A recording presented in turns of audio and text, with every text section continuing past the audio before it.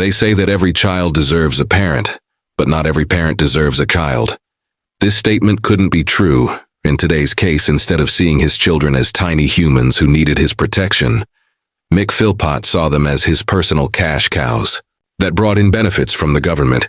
His greed blinded him from their humanity in the worst way possible. He was fame-hungry, narcissistic, and diagnosed as a psychopath who made everyone's life around him a living hell. In this video, we'll look at how Philpott and his accomplices took the lives of 6 young children, and what drove them to do this heinous act. Let's get started. Mick Philpott was born in 1956 in Derby, England.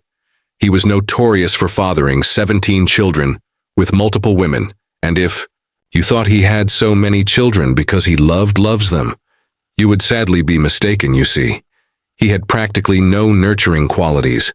In fact, he was an extremely violent and unpredictable man.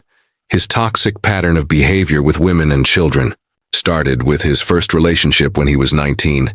He charmed a 15-year-old named Kim Hill, and they began dating shortly after. In the beginning, Kim saw Philpott as an ideal partner, but it didn't take long before he suddenly became abusive in every way. You can think of his violence was so uncontrollable that he even started beating her in public in one incident. At a pub, Philpott struck Kim across the mouth with a pool cue. Needless to say, she started bleeding severely, but no one dared to intervene or tried to help her. He would use any excuse he could find to harm her. For example, once Philpott broke her arm and fractured her kneecap with a hammer when she paid too much attention to a baby she had been minding as a British Army member. He would baselessly accuse her of infidelity when he returned from postings and physically assault her. He also shot Kim in the groin with a crossbow one time because he felt her dress had been too short.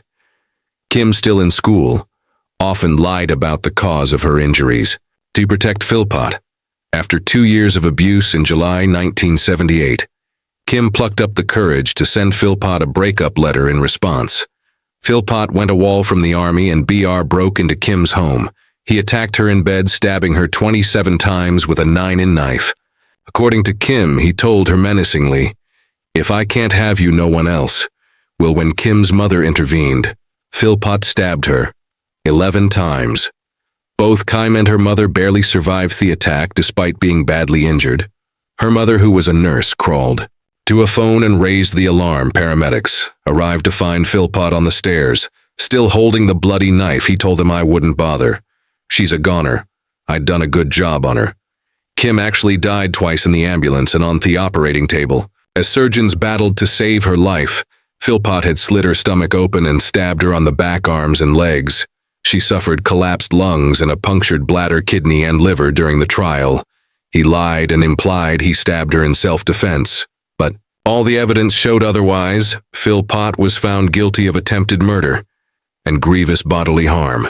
He was sentenced to 7 and 2 years in prison, but was released after serving just 3 years and 2 months. According to records, this early release was due to his good behavior. Needless to say, here received nothing more than a slap on the wrist and had absolutely no incentive to change his twisted ways, as we'll soon see. While in prison, he sent Kim letters expressing remorse and even proposing to marry her upon his release. This horrific attack left Kim traumatized, and she is still receiving counseling 4 decades later, recalling her hellish life with Philpott. Kim Aded, do not say no to Mick Philpott. You don't say no to him. He doesn't understand the word. After his release from prison in 1986, Philpott married Pamela LX. They had 3 children together, and he continued his abusive behavior. Pamela was too afraid to report him, knowing what had happened to his previous partner, Kim. She prayed that he would move on to someone else, which is what he did in 1993. Philpott, then 37, began a relationship with a 14-year-old girl named Heather Keogh. Pamela left him after discovering the affair.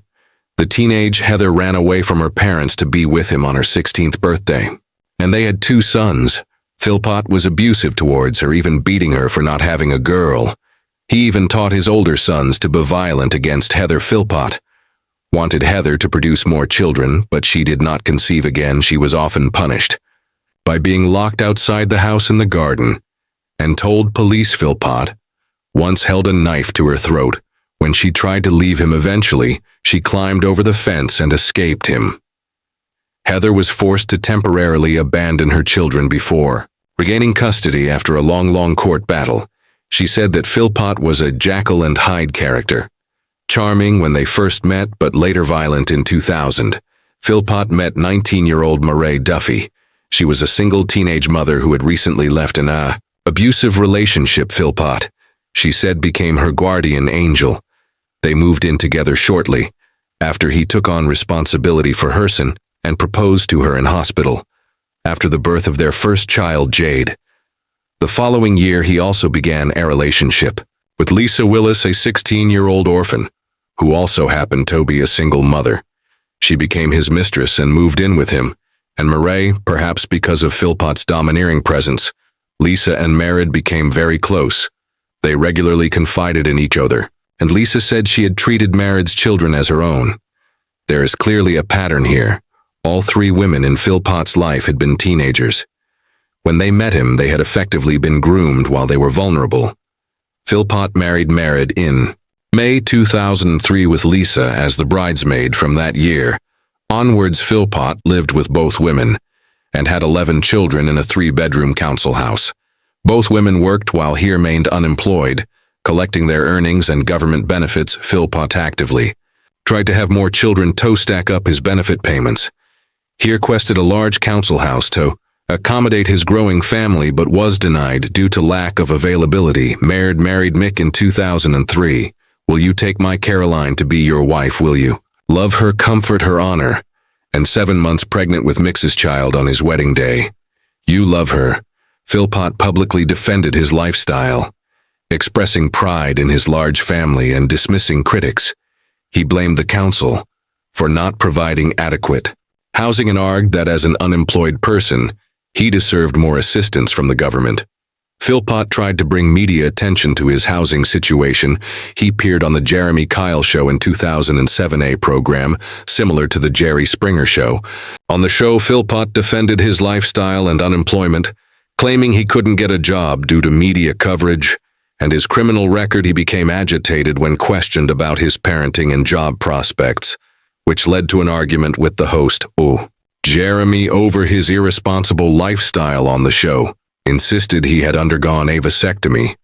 He defended himself in typically heated fashion, making an offensive gesture and telling the host, talk to that pal, talk to that. Philpott introduced his wife Merritt and his second wife Lisa Willis on the show, openly acknowledging his unconventional living arrangement. He claimed he didn't care what the public opinion was about his lifestyle and large family. Philpott also said he was prepared to divorce his wife to marry Lisa, and then divorce her simply so that she would not feel left out, because she did not share the Philpott family name. He went on to have 2 more kids after it and was dubbed Britain's biggest seer after it was revealed he was raking in $25,000 a year in benefits. So Philpott's plan to gain public support for a large Lehrer house was unsuccessful.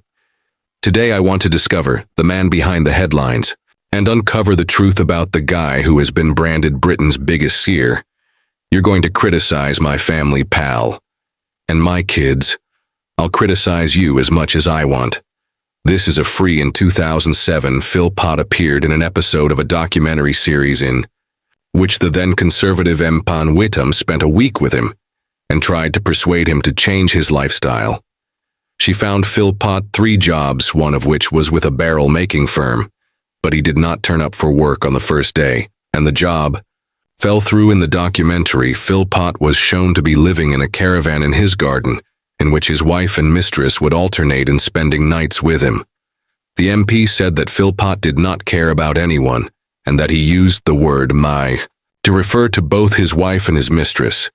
She also noticed that none of his children sought affection from him, although many people could not understand why the women in his life accepted their lot, or even desired it. The general opinion was that his partners got on well with one another, but behind closed doors, the tensions between the throuple had reached a boiling point. And I've got my kids and I've got my family. That's all I care about. Looking L. Don't say so, then don't say so then. Can I just get if I could get the distribution of children right? Got 3 with me first marriage. Yeah, 2 with another young lady, 5 with married, yeah, 4 with Lisa, and 1 with another young lady, 2 on the way, that's 15. Now 2 on the way plus. 1 when I was in the armed services, which I've never met. He asked Murad to divorce him 3 times so he could marry Lisa in 2010. Philpott was given a police caution for slapping Murad and dragging her outside by her hair, but he wasn't nice to Lisa either. Philpott hit her with a piece of wood, threw a hot cup of coffee at her, and prevented her from leaving the house or speaking with any men. In February 2012, Lisa had finally had enough of the toxic situation she was in. She decided to leave. Philpott, she told Murad she was taking her 5 children swimming, but instead moved in with her sister. This was the only way she could leave without any confrontation. 3 months after Lisa left, Philpott was still seething with anger and entangled in a rough custody battle over their 5 children. So he, along with his wife Murad and a family friend named Paul Mosley, did the VS thing. You can think of, they planned to burn down their home with their own children inside and frame Lisa for it. The arson was scheduled for the day before a custody hearing between Lisa and Philpott. Wanted his children back, motivated by his greed for more benefit payments and the potential to get an even bigger council house. The plan involved Philpott and Mosley putting gasoline into the mail slot and setting fire to the house. Then Philpott would swoop in and rescue his 6 children from the fire, making himself look like a heroic father, and win the custody battle. To say that this idea was misguided would be an understatement. On May 11, 2012 at 4:00 a.m., Monsieur Philpott's plan to set fire to his house went tragically wrong. The fire spread much faster than anyone expected. It resulted in the deaths of 6 children, Jade, JN, Jack, Jesse, and Jaden died at the scene, while their half-brother Dwayne died in the hospital lot. 2 days later, all deaths were caused by excessive smoke inhalation fire. Investigators reported that temperatures in the upstairs bedrooms exceeded 500 Celsius, leaving no chance of survival for anyone in those rooms. Police confirmed that the fire was deliberately started with petrol under the letterbox, classifying it as arson, and officially stating that 6 children had been murdered. I can't get Terror House got. We got the poli on the way. Have you any idea what's caused the fire?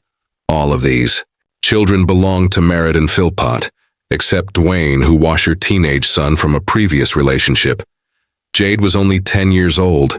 She was described as very intelligent and well regarded at school. 9-year-old IJN was cheerful, smiley, and polite. Jadina, 5-year-old, Love, lots of cuddles from family and friends, shy and bashful. Jack, 7, was the quietest sibling and Aid liked to be around Jesse. 6 years old, was described as a loud character in the family. DNE, the eldest victim at just 13, was described as a charming and caring young boy who was a protector for his younger brothers and sisters. Nobody in the community had the slightest clue that a father could do such a thing. Many people who knew and socialized with Philpott and his family defended his lifestyle, saying negative representations of the area, and the man did not live up to the reality. One local, Bobby Sutherland, was inspired to set up a charity to help pay for the funerals of the 6 children whom he claimed Philpott loved desperately, fighting back tears as he stood in the street outside the fire-ravaged family home. He said at the time, "Yeah, they can slag him off, but he loved his kids. Yeah, you make mistakes, but you don't deserve that. Nobody deserves that." This shows just how good Philpott was at manipulating the people around him and maintaining his image as a good husband and father. At first, Lisa Willis and her brother-in-law were questioned, but they were quickly cleared of any suspicion. Meanwhile, witnesses reported that Philpott behaved strangely for someone who had recently lost several of his children and appeared to like the media attention. A mortuary manager said Philpott engaged in horseplay when he went to view his children's bodies, even putting a family liaison officer in a headlock during one visit as part of their investigation. The police organized a press conference where Philpott and Murad spoke. During this conference, Philpott thanked various people for their support and announced their decision to donate Dwayne's organs to save the life of another child. He expressed gratitude for the community's response and requested privacy for his family, asking that all questions be directed to the police. This press conference actually increased Police suspicions, Philpott say. Behavior was notably inappropriate, including flirting with a female police officer, she claimed, that he called her gorgeous and inferred he would like her to come back to his hotel, and we can't express our gratitude to everybody that's been concerned. With the case, what's been going on, I've actually been down to our home, and what we saw, we just can't believe. We grew up in a community that's had a lot of problems with violence and God knows what else, and to see this community to come together like the other it's just too overwhelming. The police found forensic evidence linking the Philpotts to the crime, a discarded petrol container and glove had been found near the house, and in November, forensic investigators discovered that the clothes of the Philpotts and Mosley had petrol on them. For further information, they placed a recording device in the police vehicle and their hotel room. The recorded conversations revealed incriminating statements from Philpott, including him saying it was his fault they lost their children and family. He can be heard saying, "You definitely sticking with Thestery. I didn't mean to do it on my life." Plus, the recording captured Philpott watching Merritt perform a sexual act on Paul Mosley. Their accomplice Philpott was heard telling his wife, "I'm proud of you because you didn't want to do it. Tell me what you said about went to LS almost. Count how many times went to the else. What you say about me trying to go in. You tried everything you could to get in, like I said to him. I wanted to run through the flames up the stairs. What you crying when you saying it? How bad? Not really, really bad. But did cry circle my's gone. It's my fault we lost our children. It's my fault we lost live with Poe children. It's my fault we lost. I should have seen it all coming. It is my for the fingerprint on the window. That's it. A few discrepancies. That's all it is. Momi. Shaky about I said we're going to go out for a drive at night. I can't remember saying that. Vicky said you were stoned. I didn't smoke in police interviews. Mosley said he had sex with Merritt over a snooker table hours before the fire broke out. It's believed this act was encouraged by Philpott to keep Mosley loyal to their cause. Philpott even admitted having 3 or 4 sexual encounters with his wife and co-defendant Paul Mosley not long after his children's deaths. These recordings, along with other evidence, such as an unused ladder found at the back of the house intended for the planned rescue, also implicated Philpott, Merritt, and Paul Mosley in the arson plot on May 28, 2012. Philpott and Merritt were arrested on suspicion of murder. They were formally charged with murder 2 days later. On November 5, 2012, Paul Mosley was also arrested on suspicion of murder after forensic examination revealed petrol on his clothing. The trial heard that Mosley had been bragging to a number of people about being a suspect, including on internet, at dating sites, whatever. Mosley's role, it seems that Philpott was keen to keep him on side, and police believe coercion may have been involved. In December, Mosley's charge was reduced to manslaughter. The murder charges against Philpott and Merritt were also eventually downgraded. Two manslaughter evidence showed that while they didn't intend to kill their children, they planned to frame Lisa for endangering the family in order to gain custody of her children. Their motivation was not solely revenge. More children meant more benefit money and potentially a larger house. On April 2, 2013, the couple, along with Paul Mosley, were found guilty of manslaughter for the deaths of the 6 children. Philpott received a life sentence with a minimum of 15 years. In prison, Merritt and Paul Mosley each received 17-year sentences with a minimum of 8 and 1/2 years.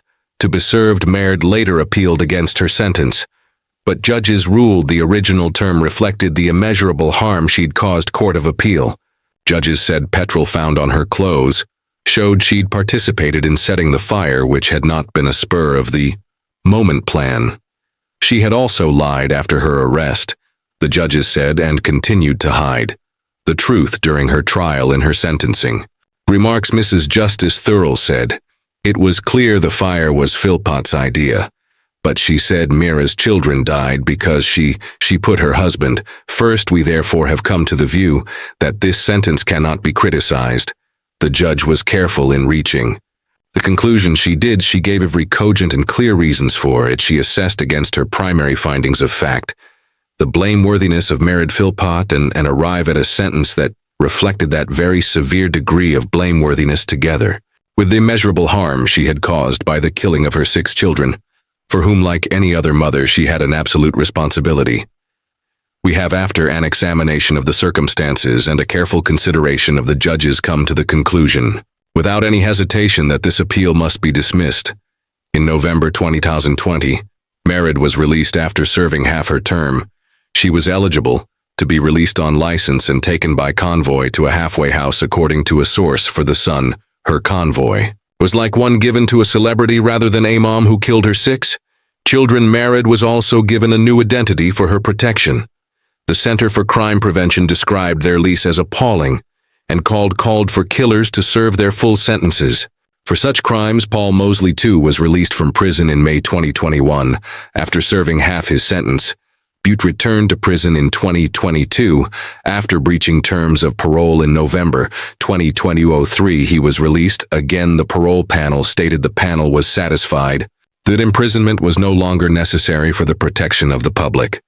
So while Merritt and Mosley are free, Philpott is still in prison, completing his minimum sentence of 15 years. Philpott was characterized as a monster, abusive to women and exploitative of the welfare system, who viewed children primarily as a source of income. Psychologist Glenn Wilson described Philpott as clinically a psychopath and exhibitionist with antisocial personality disorder. What did you think of this horrific case in everyone involved? Do you think their sentences were too light? Philpott definitely got way too lightly for his attempted murder charge in the 70s. Do you think these deaths were preventable? Had the justice system been harsher back? Then share your thoughts in the comments below. If you want more videos like this, please be sure to like the video, subscribe, and hit the notification bell so you don't miss out on more true crime videos. See you in the next one.